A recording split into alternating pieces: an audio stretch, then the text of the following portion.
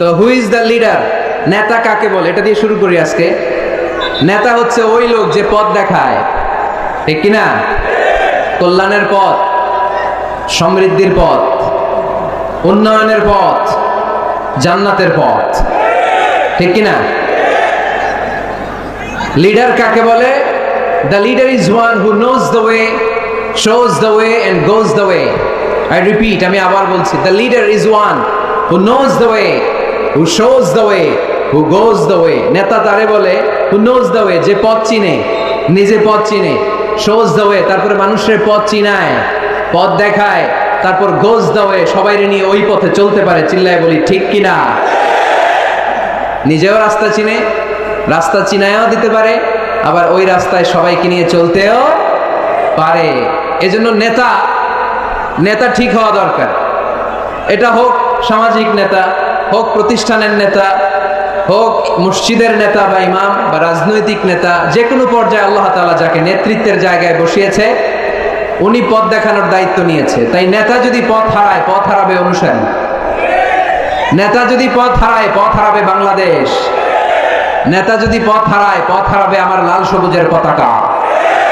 এজন্য আমরা আমাদের সকল পর্যায়ের নেতৃবৃন্দদের জন্য এই প্রোগ্রাম থেকে দোয়া করি, আল্লাহ তাআলা ওনাদেরকে যেন সুপথে রাখে এবং আমাদেরকেও যেন ওনারা সঠিক পথে পরিচালিত করতে পারে। আমরা সবাই আওয়াজ করে পড়ব আমিন।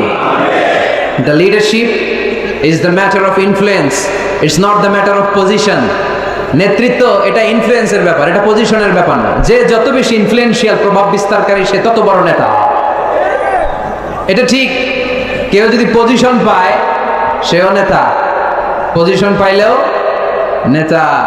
একটা দায়িত্বে বসে, একটা চেয়ারে বসে দায়িত্ব পালন করতে করতে তার মধ্যে অনেক যোগ্যতা চলে আসে, কিন্তু আসল নেতা তিনি যিনি প্রভাব বিস্তারকারী, ইনফ্লুয়েন্সিয়াল।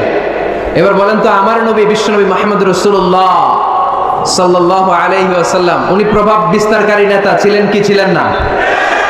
মাইকেল এইচ হার্ট নাম শুনেছেন? একটা বই লিখেছিল, দি 100, a ranking of the most influential personality in the world.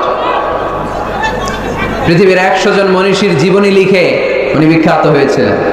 100 জন বিখ্যাত প্রভাব বিস্তারকারী নেতাদের মধ্য থেকে তিনি সর্বপ্রথম র্যাঙ্কিং এ যার নাম দিয়েছেন তিনি হচ্ছেন মুহাম্মদ সাল্লাল্লাহু আলাইহি ওয়াসাল্লাম। আপনাদের খুশি লাগে না?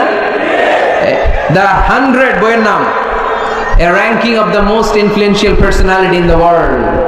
পৃথিবী কাঁপানো 100 জন মনীষীর জীবনী তিনি লিখেছেন। আর 100 জনের মধ্যে নাম্বার 1 কারে দিয়েছেন? আওয়াজ করে বলেন, নাম্বার 1 কে? তিনি প্রভাব বিস্তারকারী নেতা ছিলেন। এজন্য নেতা যদি পথ হারায়, খবর আছে, ঠিক কিনা? আমরা নেতাদের জন্য দোয়া করি ওনারা যেন পথ না হারায়।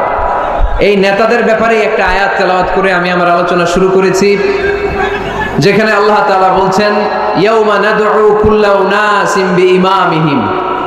কিয়ামতের দিনটা হবে এমন দিন যেদিন প্রত্যেক দলকে আমি নেতা সহকারে ডাক দিব। পৃথিবীর প্রতিটি মানুষ নেতাদেরকে নিয়ে দাঁড়াবে। নেতারা যদি গোল্লায় যায়, অনুসারীরাও গোল্লায় যাবে। নেতা যদি জাহান্নামে, অনুসারীও জাহান্নামে। নেতা যদি জান্নাতে যায়, অনুসারীরাও জান্নাতে। চিল্লায় বলেন ঠিক কিনা?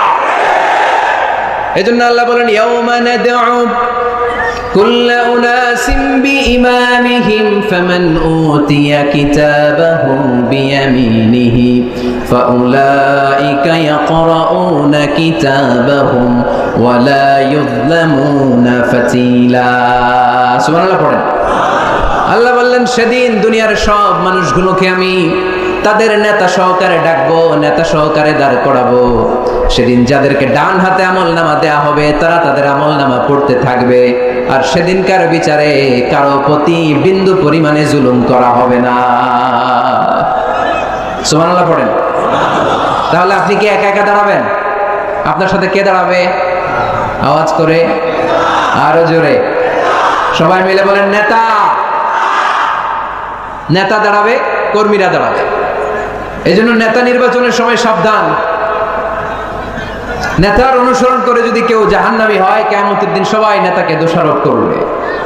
ওয়াকালু রাব্বানা ইন্না আতা'না সাদাতানা